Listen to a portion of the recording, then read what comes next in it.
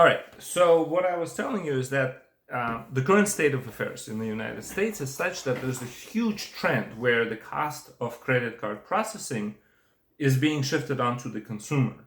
And you'll see this in all the stores, right? There's different methods. And I think like the first companies that started doing this were actually gas stations.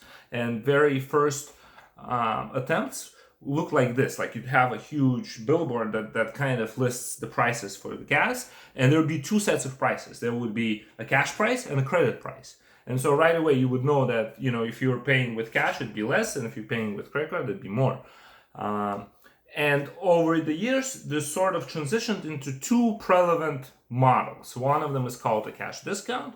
The other one is called credit card surcharge.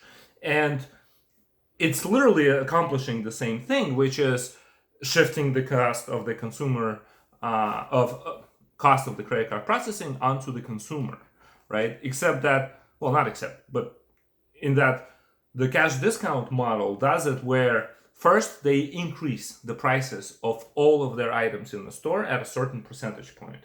Let's say that they cost them 3% to process credit cards. So they'll increase the prices of all of their items 3%. Okay? And so now the price that you see is a high price. It's the price that implies that you will be paying with credit.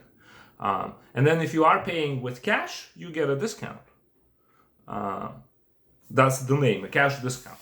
And so it basically facilitates this flow that when you the consumer are using your credit card, you have to pay that 3% extra that the merchant incurs for having to accept that credit card from you, and that's just implied in the prices of the merchant. And then if you are paying with cash, they will give you a discount. And the cash discount model seems to be more favorably accepted by the big boys, the government, the Visas, the Clover, and other processors. Whereas the surcharge model is less accepted. And the surcharge model looks like this.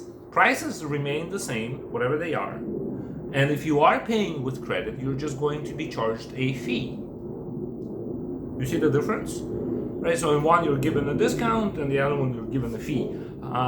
If you look at the math, it's going to be the same thing, but it's called the credit card surcharge because at the end, we're achieving the thing with a charge that implicitly seems like a charge on our invoice on a receipt, because otherwise the prices are the same, not increased. So your prices reflect cash price, but if you are paying with credit, then you see a bump up in the price all of a sudden with the fee. And that method is less accepted by the big boys, the government, the Visas.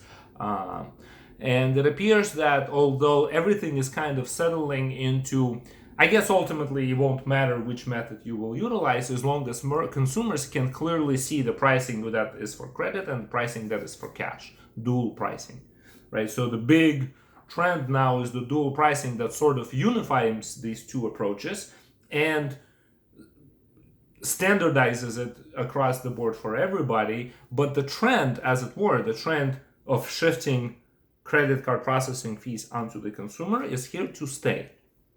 Okay? And because it is here to stay, and because we as a company don't sell merchant services, we see an opportunity to offer private label development services for these two apps to agents. Does that make sense? So CSI works. We as a company do not pursue merchants to have their credit card processing business, merchant services.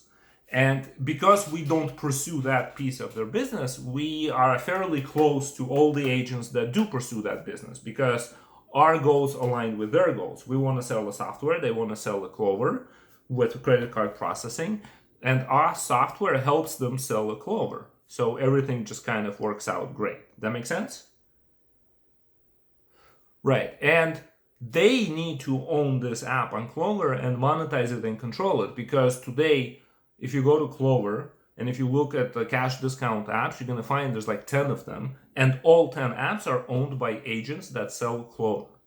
So we came out and said, okay, you want to be the agent that has a cash discount app published on Clover? We can make that happen to you, for you.